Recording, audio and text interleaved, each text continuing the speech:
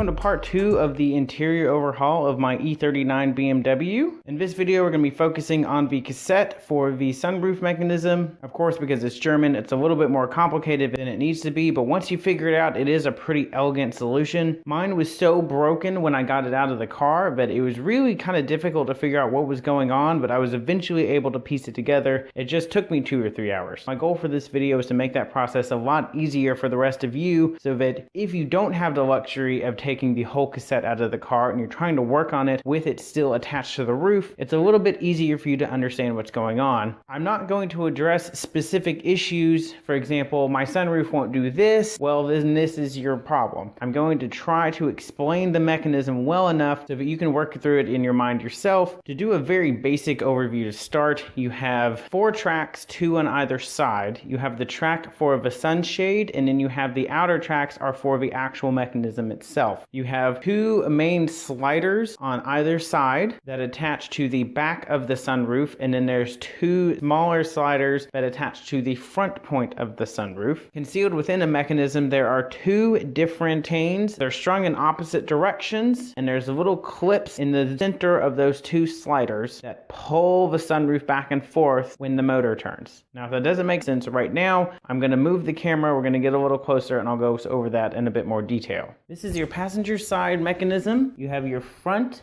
middle, and rear slider. There is a beam here that is made out of metal that connects the 2 plastic sliders.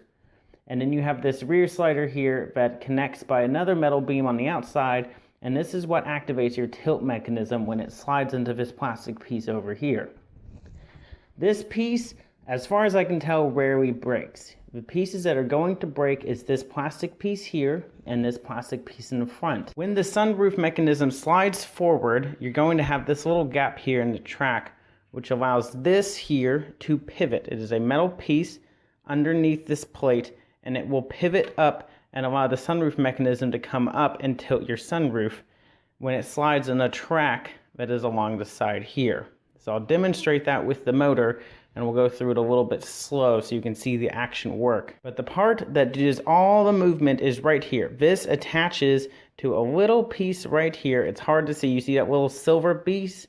That is attached to a chain, and that slides back and forth on the track, and that's what moves the whole mechanism. So everything is moved by this piece. This does all the movement, all of the power of the motor goes through this one piece. Everything else is slave to that. So this pushes this front piece forward or drags this piece behind it. Everything else goes off this piece. Mine was broken. As you'll see in the individual pictures I'm going to put up later, there is a little roll pin right here that you'll have to push out to separate this metal piece from the plastic piece if you want to replace yours with one that you bought online.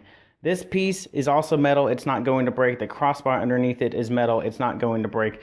The only thing you're really going to ever have to replace is this front slider or the middle slider. This plastic piece here is responsible for your tilt function. So as the little prongs that stick out of the side of the mechanism slide down into this track, they bring forward and eventually are forced up. So as those are forced up, that will tilt your sunroof up and open up the back section of the sunroof. And as I mentioned before, this open section in the track allows the tilt function to happen. So it can only happen right here. So if this piece breaks or gets moved or something like that, that's what's going to stop your tilt function. And these are the prongs that are responsible for that. So if they break off of here, or for whatever reason this piece is no longer attached properly, that's what's going to cause a problem with your tilt function. If you're having issues with your slide, it is likely that this piece right here has broken off, or whatever piece back here is holding it onto the chain, so the mechanism is no longer being equally pulled on both sides. So if one side starts to lag behind and the sunroof continues forward on the opposite side, it's going to put strain on the motor and either break the gear on the motor, tear up the chains, or it's going to break the other side's mechanism, and then your sunroof is going to be stuck. So if you're having issues with your sunroof where it's wanting to close and you have to pull on one side to help it close, That's because that side is broken and it's going to break the other side if you don't fix it soon. So I'm now going to cycle the mechanism, so hopefully that'll help it make a little bit more sense. It'll just move the two main sliders because the sunroof is not attached. My motor is broken. The main plastic gear on it is broken, but luckily BMW put a little hex port in it so that you can use a drill to cycle it back and forth to either close it so that you can prevent a leak or to test your mechanism.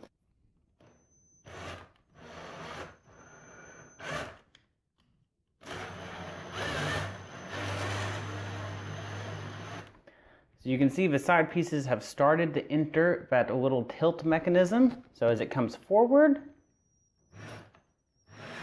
it's going to start to come up.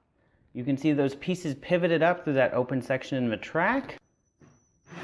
And as the middle sliders continue to slide forward, they lift the sunroof up. The other two sliders, the front and rear, did not move because those are not attached to the chain. So we're now looking at the driver's side slider in the tilt function. You can see the two holes here that attach this to the sunroof. You can see these prongs are in that slider that have tilted it up. The rear slider in place. On the middle slider here, you can see the two prongs that stick out of the chain, and that's what pull it back and forth. So all the mechanism is going through this piece of plastic right here.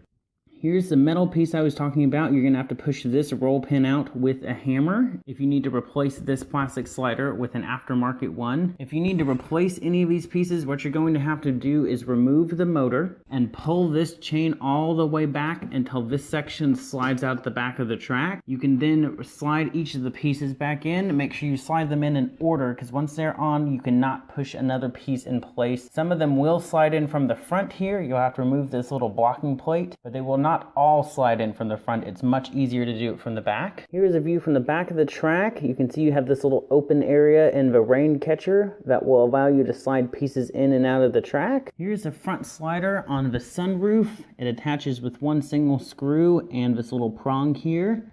I think it's a lot easier to go ahead and install these on the sunroof and then install it in the track. If the cassette is still in the car, this won't be possible, but if you have the cassette out, this makes it a lot easier to put everything back together. This little prong right here is what pushes down the wind guard, so it keeps the wind guard down when the sunroof is closed and allows it to pop up when the sunroof is open. Further back, we have the mounting point for the two screws in the rear that attach to that metal plate I showed you earlier. Those are your three attachment points on the sunroof. Alright, so I have the whole cassette assembled.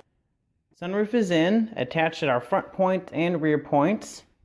We have our wind deflector in. The front sliders are going to come all the way up, slide on this bar, and push the wind deflector down, so you can close up the sunroof. Using a drill and the hex bit, I'm going to cycle the sunroof, make sure it works before I put it back in the car.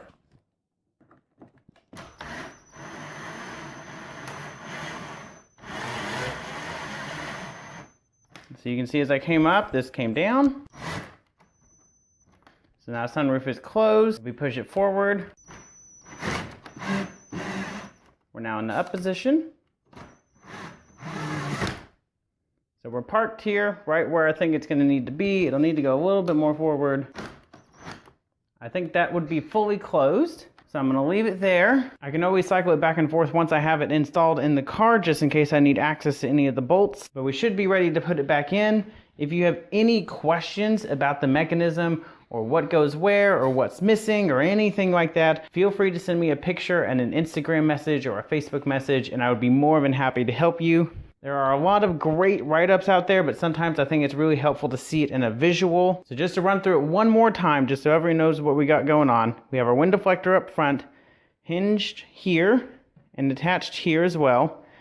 Those front sliders have the little bar that pushes it down. We have our three-piece rear slider. We have the front slider, mid slider, and rear slider in that piece. There is the metal beam connecting the two metal plate, which is what attaches to the actual piece of glass. We have the rear mechanism and rear arm, and that's what's responsible for the lift function. And really, I think that's it. Make sure that you grease this up. I'm going to use lithium grease just to make sure that everything slides easily back and forth, but I don't want too much there because the thicker grease is going to collect dust and grime, and then you're going to have the problem start all over again. As you might be able to tell, there's little holes all the way around the perimeter here, and that's what mounts it to the roof of the car. So there's a bunch of different Torx bit, really wide head screws that are going to hold it all up, and there's one extra long one that attaches the motor to the roof and attaches this to the ceiling as well. well. While you have the cassette out, if you have the cassette out, or while you're working on it, it's a good idea to check the 4 different drains all the way around. You can't get to the rears while it's in the car, but you can get to the fronts, and make sure that these are open because you do not want this to fill with water and then have it leak into your car. For those with the sedan, there's 2 plastic hooks in the back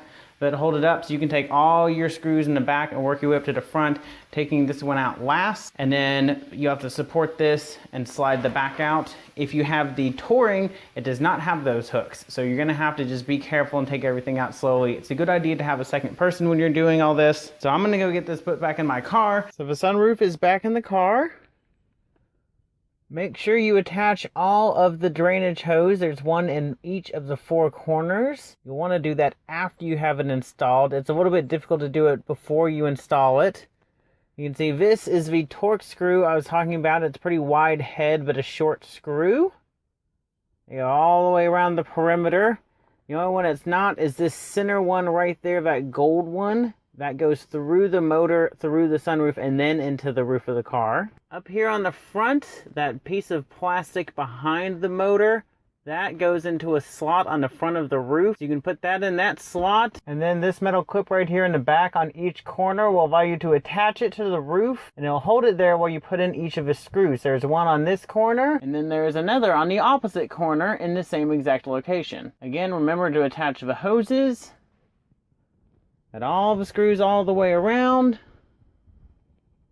And it's back in the car. Again, my gear is broken, so I'm going to have to replace that. Oh, I almost forgot. Make sure you use the front door to put it back in. You cannot fit it through the back door, or at least I couldn't. And I couldn't figure out any way to. So it took 2 people to get this back in the car. It was a little bit difficult. I still have to do the headliner, obviously. I'm still missing some interior bits. So that's what we'll do in the next video. But once we get all that in, the interior of the car will be like brand new. I'm so excited about this center section. It just looks so much better.